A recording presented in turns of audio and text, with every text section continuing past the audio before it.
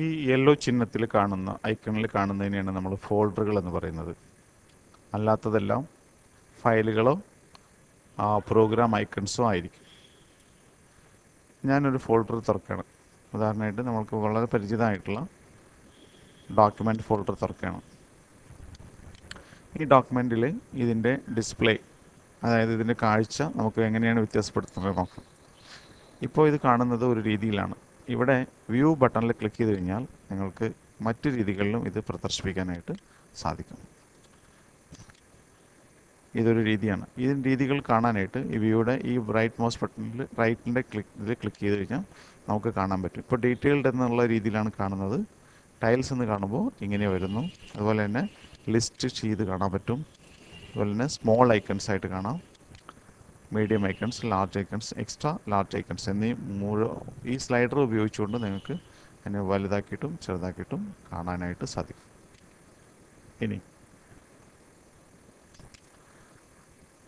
നമുക്ക് ഡീറ്റെയിൽസിൽ ക്ലിക്ക് ചെയ്ത് കഴിഞ്ഞിട്ടുണ്ടെങ്കിൽ ഓരോ ഫോൾഡറുകളുടെയും അല്ലെങ്കിൽ ഫയലുകളുടെയും അതിൽ വെച്ച് മൗസ് പോയിൻ്റർ അതിൽ ഇങ്ങനെ ലൊക്കേറ്റ് ചെയ്യുകയാണെങ്കിൽ അത് ക്രിയേറ്റ് ചെയ്തിട്ടുള്ള ഡേറ്റ്, എത്രയാണ് അതിൻ്റെ സൈസ്, എന്താണ് ഫോൾഡറിൻ്റെ പേര് എന്നിങ്ങനെ കാണാൻ പറ്റും.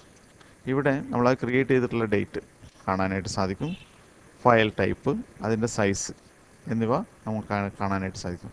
ഫോൾഡറിന് സാധാരണഗതിയിൽ സൈസ് കാണാറില്ല. ഇവിടെ ഫയലാണെങ്കിൽ, ഇപ്പോൾ ഇവിടെ ഇതൊരു ഫയലാണ്, ആ ഫയലിൻ്റെ സൈസ്, ഇതൊരു ഫയലാണ്, ആ ഫയലിൻ്റെ സൈസ് ഇവിടെ കാണുന്നുണ്ട്. സൈസ് എന്ന് പറഞ്ഞു കഴിഞ്ഞാൽ മെമ്മറിയിലെ ഒക്യുപ്പേഷൻ, അതായത് മെമ്മറിയിൽ എത്ര സ്ഥലം അത് ഉപയോഗിക്കുന്നുണ്ട് എന്നുള്ളതാണ് അതിൻ്റെ സൈസ് കൊണ്ട് ഉദ്ദേശിക്കുന്നത്. ഇനി ഈ ഫോൾഡറുകളെ നിങ്ങൾക്ക് ആൽഫബറ്റിക് ഓർഡറിലാണ് സാധാരണഗതിയിൽ വരിക. ഇപ്പോൾ ഇത് അസെൻഡിങ് ഓർഡറിലാണ്, A to Z-ലാണ്. ഇനി നിങ്ങൾക്ക് ഈ ബട്ടണിൽ ക്ലിക്ക് ചെയ്ത് കഴിഞ്ഞാൽ ഇവിടെ ഒരു ഏരോ കാണാവുന്നതാണ്. ഈ ഏരോ കണ്ടു കഴിഞ്ഞാൽ ഇത് അസെൻഡിങ് ഓർഡറിലാണ്. ഇനി ക്ലിക്ക് ചെയ്ത് കഴിഞ്ഞാൽ ഈ ഏരോ താഴത്തേക്ക് വരുന്നുണ്ട്. ഇപ്പോൾ ഡിസെൻഡിങ് ഓർഡറിലാണ്, അതായത് എക്സ് മുതൽ താഴേക്ക്. നേരത്തെ അക്കങ്ങളാണെങ്കിൽ ആദ്യം വന്നു, പിന്നെയാണ് അക്ഷരങ്ങൾ വരിക. അതുകൊണ്ട് ആദ്യം 3D ആണ് വന്നിട്ടുള്ളത്. 3 ആദ്യം വന്നതുകൊണ്ടാണ് അങ്ങനെ വരുന്നത്. അതിനുശേഷം A, B അങ്ങനെയാണ് വരുന്നത്. ഇനി ഡേറ്റ് വൈസ് ആയിട്ടാണ് നിങ്ങൾക്ക് സോർട്ട് ചെയ്യണമെങ്കിൽ ഡേറ്റിൽ ക്ലിക്ക് ചെയ്യുക. അപ്പോൾ ഡേറ്റ് ബേസ് ചെയ്തുകൊണ്ട് സോർട്ടിങ് കിട്ടും. ഇനി വീഡിയോ ടൈപ്പ് ബേസ് ചെയ്തിട്ടാണെങ്കിൽ ഇതിൽ ക്ലിക്ക് ചെയ്ത് കഴിഞ്ഞിട്ടുണ്ടെങ്കിൽ ഇതിൻ്റെ അസെൻഡിങ് ഓർഡറിൽ നമുക്ക് ലഭിക്കുന്നതാണ്. സൈസ് പ്രകാരമുള്ളതാണെങ്കിലും അങ്ങനെയും ചെയ്യാൻ പറ്റും. ഏറ്റവും കൂടുതൽ സൈസ് ഉള്ളത് ഇതിനാണ്, അതുകൊണ്ട് അതാണ് ഏറ്റവും കൂടുതൽ മുകളിലായിട്ട് വന്നത്. സോർട്ട് ചെയ്യാനായിട്ട് ഇത് ഉപയോഗിക്കാൻ പറ്റും. ഇത് ലിസ്റ്റിംഗ് ആവശ്യത്തിൽ ലിസ്റ്റിങ്ങിലോ അല്ലെങ്കിൽ ഡീറ്റെയിലോ ആണ് നിങ്ങൾക്കിത് ചെയ്യാനാവുക. ടൈൽസിൽ നിങ്ങൾക്കിത് ചെയ്യാനായിട്ട് പറ്റുന്നുണ്ട്. വിസ്റ്റയിൽ ഒരു ഫോൾഡർ തുറന്നു വരുമ്പോൾ ക്ലിക്ക് ചെയ്ത് ഡോക്യുമെൻ്റ് എന്ന ഫോൾഡർ തുറക്കുകയാണ്. ഈ തുറന്നു വരുന്ന വിൻഡോയിൽ ഈ ഭാഗത്തെ നാവിഗേഷൻ പെയിൻ എന്നും ഈ ഭാഗത്തെ ഡീറ്റെയിൽഡ് പെയിൻ എന്നും ഈ ഭാഗത്തെ പ്രിവ്യൂ പെയിൻ എന്നും പറയും. ഇത് കസ്റ്റമൈസ് ചെയ്യാനുള്ള സംഗതി ഇവിടെ ഓർഗനൈസിൽ ലേഔട്ടിലൂടെ നമുക്ക് കസ്റ്റമൈസ് ചെയ്യാവുന്നതാണ്. എന്നാൽ നാവിഗേഷൻ പെയിനിനെ കൂടുതൽ കസ്റ്റമൈസേഷൻ സാധ്യമാക്കുന്നത് എങ്ങനെയാണെന്ന് നോക്കാം. അപ്പോൾ നാവിഗേഷൻ പെയിന് ഞാൻ ഒരെണ്ണം ഇവിടെ മറിച്ചിട്ടു. ഇത് ഈ വിൻഡോ മാക്സിമൈസ് ചെയ്യുകയാണ്. ഇനി ഈ വിൻഡോ കൂടുതൽ മാക്സിമൈസ് ചെയ്യാനായിട്ട് നിങ്ങൾ F11 പ്രസ് ചെയ്താൽ മതി. F11 പ്രസ് ചെയ്ത് കഴിഞ്ഞാൽ കൂടുതൽ വിൻഡോ മാക്സിമൈസ് ചെയ്ത് വരും. ഇവിടെ നമുക്ക് പ്രിവ്യൂ സെക്ഷന് വീതി കൂട്ടിക്കൊണ്ട് നമ്മളൊരു ഫയൽ തുറക്കുന്നതിന് മുമ്പ് അതിൽ എന്താണ് കണ്ടൻറ്റ് എന്ന് അറിയാനുള്ള സാധ്യതകളുണ്ട്. ഉദാഹരണമായിട്ട് ഈ സെലക്ട് ചെയ്തപ്പോൾ അതൊരു ഓട്ടോകാഡ് ഫയലാണ്, അതിലെ കണ്ടൻറ്റ് കാണുന്നു. ഇതൊരു കോറൽഡ്രോ ഫയലാണ്, അതിലെ കണ്ടൻറ്റ് കാണുന്നു. ഇതൊരു ചിത്രമാണ്, അതിൻ്റെ കണ്ടൻറ്റ് കാണുന്നു. ഇതുപോലെ തന്നെ നമുക്ക് ഒരു ഫയൽ തുറക്കുന്നതിന് മുമ്പ് അതിലെ കണ്ടൻറ്റ് എന്താണെന്ന് അറിയാനുള്ള സാധ്യത നമുക്കുണ്ട്. ഇതിനെയാണ് പ്രിവ്യൂ പെയിൻ ഉപയോഗിക്കുന്നത്. വേഡ്, എക്സൽ ഒരുപാട് ഫയൽ ഫോർമാറ്റുകളെ ഇത് സപ്പോർട്ട് ചെയ്ത് കാണിക്കുന്നുണ്ട്. അപ്പോൾ തുറക്കുന്നതിന് മുമ്പ് അതിൻ്റെ കണ്ടൻറ്റ് എന്താണെന്ന് അറിയാനുള്ള സംവിധാനം ഈ ഡീറ്റെയിൽസ് പെയിനിൽ അല്ലെങ്കിൽ പ്രിവ്യൂ പെയിനിലായിട്ട് നമുക്ക് കാണാനായിട്ട് സാധിക്കും.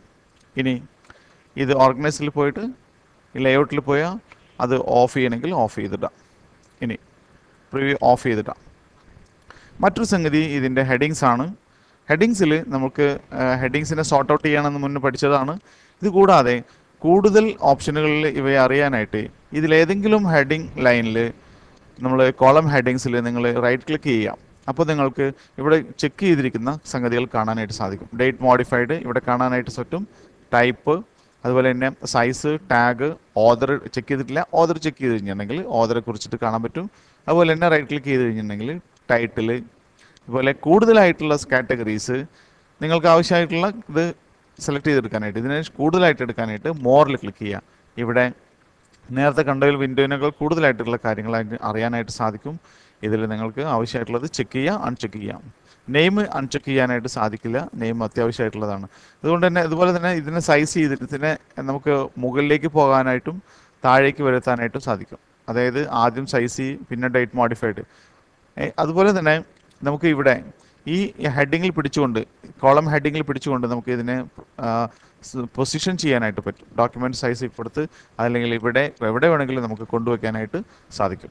അതുകൊണ്ട് തന്നെ ഒരു ഫയലും സൈസും തമ്മിലുള്ള ഇത് കിട്ടണമെന്നുണ്ടെങ്കിൽ ചിലപ്പോൾ ഇത് ഇവിടെയാണെങ്കിൽ നമുക്ക് വളരെ ബുദ്ധിമുട്ടായിരിക്കും. അപ്പോൾ ഇത് നീക്കിയിട്ട് ഇങ്ങോട്ട് വെച്ചിട്ട് നോക്കാനായിട്ട് സാധിക്കും, എത്ര സൈസ് ഉണ്ടെന്ന് നോക്കാനായിട്ട് സാധിക്കും. ഇതുപോലെ തന്നെ ഇത് എക്സ്പാൻഡ് ചെയ്യാവുന്നതാണ്, നമുക്ക് ആവശ്യം പോലെ ഇത് എക്സ്പാൻഡ് ചെയ്തെടുക്കാവുന്നതാണ്. ഇതുപോലെ തന്നെ ഓരോ കോളം നമുക്ക് എക്സ്പാൻഡ് ചെയ്തെടുക്കാവുന്നതാണ്.